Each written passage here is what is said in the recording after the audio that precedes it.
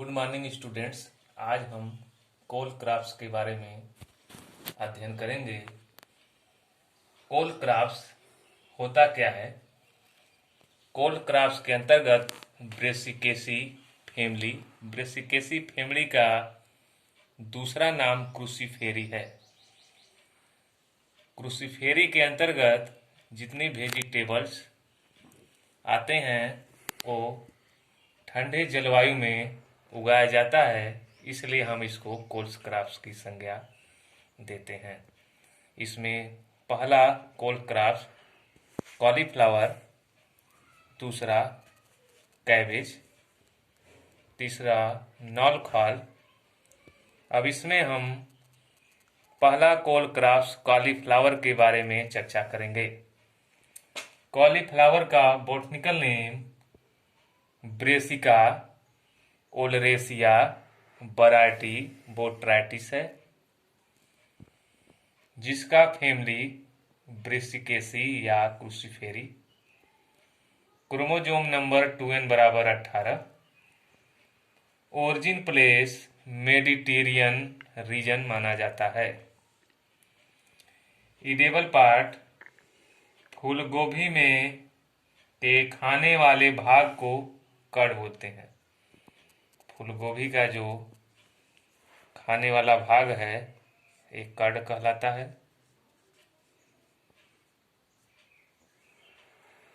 अब इसके बाद हम लोग रिमार्क्स देखेंगे। रिमार्क्स में सबसे इम्पोर्टेंट ब्लांचिंग, ये जो है शॉर्ट नोट में भी आता है। ब्लांचिंग होता क्या है? कॉलीफ्लावर के अर्ली वैरायटी जब हम ग्रोन करते हैं तो उसमें सूर्य का प्रकाश कड़ पर डायरेक्ट पड़ता है, जिससे कड़ येलो कलर का हो जाता है। कड़ को येलो कलर से बचाने के लिए कड़ को फूल गोभी के पत्ते से ढकने की क्रिया को ब्लांचिंग कहते हैं। इसका डिफिनीशन हुआ, फूल गोभी के कड़ को धूप से बचाने के लिए पत्ते से ढकने की क्रिया को ब्लांचिंग कहलाता है। दूसरा है क्रूसीफेरी फैमिली में व्हाइट रस्ट डिजीज जो है सबसे ज्यादा लगता है। ये जो है एल्बिगो कैंडिडा पैथोजन के कारण होता है, जिससे इसकी पत्तियां जो है व्हाइट कलर की हो जाती हैं। इसके बाद हम लोग चर्चा करेंगे क्लाइमेट के बारे में। कॉलीफ्लावर ठंडी जलवायु की फसल है और इसके वृद्धि एवं विकास के लिए 30 से 32 डिग्री सेल्सियस तापमान का होना आवश्यक माना जाता है। सॉयल कॉलीफ्लावर सभी प्रकार की मृदाओं में उगाई जा सकती है, परंतु जीवाश्म युक्त गहरी दोमट मृदा जिसका पीएच मान 5.5 से 6.5 तक होती है, वो सर्वोत्तम मानी जाती है। इसके बाद हम लोग वैरायटी के बारे में चर्चा करेंगे। इसमें सबसे पहले अर्ली वैरायटी जो है जल्दी पककर तैयार हो जाती है। इसकी मैच्योरिटी ड्यूरेशन जो है कम होती है और मार्केट भाव जो है ज़्यादा मिलता है। इसमें पहली वैरायटी है पूसा दीपाली जो है बहुत पॉपुलर वैरायटी है। एंट्रेंस में भी पूछा जाता है पूसा वैरायटी किसकी प्रजाति है, तो ये जो है कॉलीफ्लावर की है। दूसरी वैरायटी है पूसा अर्ली सिंथेटिक, पूसा केतकी, पूसा मेघना, अर्का क्रांति, ये जो है अर्ली वैरायटी है। इसके बाद मिड वैरायटी में है पूसा अगहनी, पूसा शुभ्रा, पूसा हिमज्योति, पूसा हाइब्रिड, पंत गोभी नंबर 4। इसके बाद लेट वैरायटी है Pusa snowball number 1, Pusa snowball number 2, Pusa snowball number 16, selection 7। अब इसके बाद हम लोग टाइम ऑफ सोइंग के बारे में अध्ययन करेंगे। अर्ली वैरायटी के लिए मई और जून के महीने में नर्सरी डालेंगे और इसका ट्रांसप्लांटिंग हम जुलाई एंड तक कर देंगे। उसके बाद मिड वैरायटी का नर्सरी जुलाई माह में करेंगे। इसका ट्रांसप्लांटिंग सितंबर के अंत तक कर देंगे। लेट वैरायटी सितंबर तक इसका नर्सरी में सोइंग करेंगे। इसके बाद अक्टूबर लास्ट तक इसकी रोपाई कर देंगे। इसके बाद हम लोग सीड रेट के बारे में चर्चा करेंगे। 500 से 600 ग्राम 500 से 600 ग्राम प्रति हेक्टेयर अर्ली सोइंग के लिए बीज जो है ज़्यादा लगता है, इसलिए कि उसमें जर्मिनेशन परसेंटेज कम होती है, इसलिए बीज की मात्रा ज़्यादा देना पड़ता है। उसके बाद 350 से 400 ग्राम सीड मिड और अर्ली सोइंग में सभी सीड जो है जर्मिनेट हो जाते हैं, इसलिए सीड कम लग। सीड रेट में आप लोग ध्यान दीजिएगा एक बार फिर से। 500 से 600 ग्राम प्रति हेक्टेयर अर्ली सोइंग, इसमें जर्मिनेशन परसेंटेज कम होती है, इसलिए सीड ज़्यादा लगता है।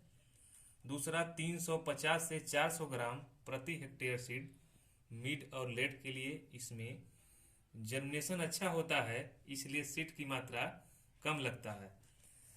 1 ग्राम सीड आप बोएंगे तो उसमें 250 से 300 प्लांटों की संख्या होती है। अब इसके बाद हम लोग फर्टिलाइजर्स के बारे में चर्चा करेंगे। Fertilizers and manure. सबसे पहले FYM 200 से 300 क्विंटल प्रति हेक्टेयर FYM। जिस खेत में फूलगोभी की रोपाई करनी हो, उस खेत में 200 से 300 क्विंटल FYM छिड़क कर जुताई कर देना चाहिए। उसके बाद nitrogen 120 kg, phosphorus 80 kg, potash 40 kg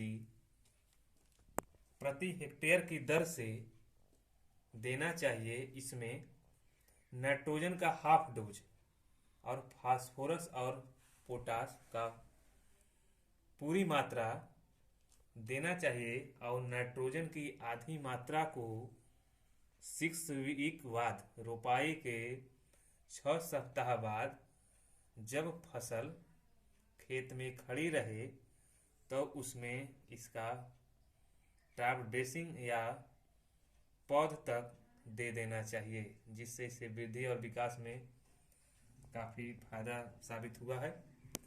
इसके बाद हम लोग नर्सरी। अब इसका कॉलीफ्लावर का नर्सरी हम लोग कैसे डालेंगे। सबसे पहले नर्सरी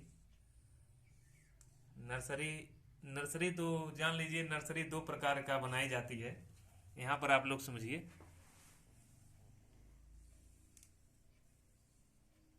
जब हम लोग नर्सरी रेनी सीजन में बनाते हैं तो इस तरह बनाते हैं।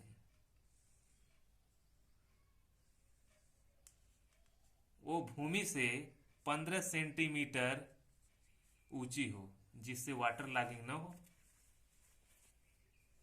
और जो रेनी सीजन में के अलावा अगर हम नर्सरी बनाते हैं तो फ्लैट टाइप नर्सरी बनाते हैं। इसको रिज टाइप नर्सरी बोलते हैं, इसको फ्लैट टाइप नर्सरी। और इसकी लंबाई की जो दूरी हो 7 मीटर होती है। ये जो है 1 से 1.5 मीटर होती है। 1 से 1.5 मीटर इसलिए रखते हैं कि यहाँ से आप इसकी निराई गुड़ाई इधर करेंगे, यहाँ से इसकी निराई गुड़ाई करेंगे, इसके बीच में आप एक नाली दे देंगे, फिर यहाँ नर्सरी बनाएंगे। नर्सरी में सीड को बो देंगे। अब उसके बाद 4 से 5 वीक बाद, 4 से 5 वीक मतलब 35 से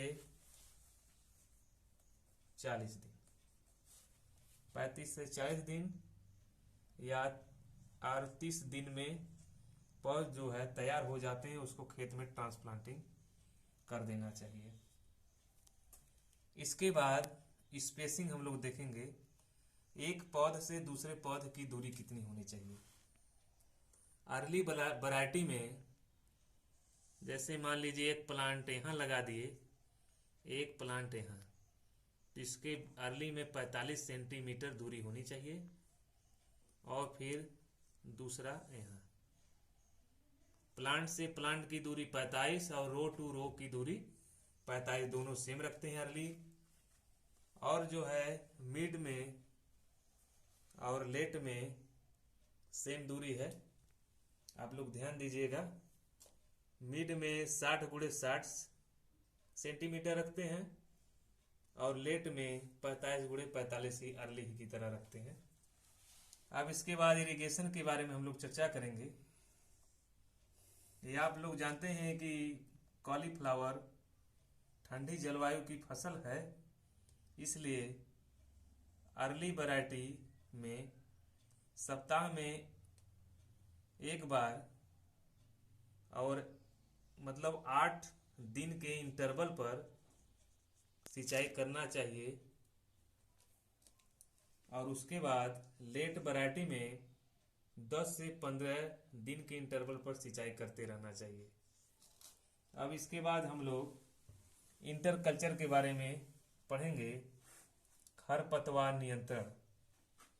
कॉलीफ्लावर में आवश्यकता अनुसार खरपतवार नियंत्रण करते हैं।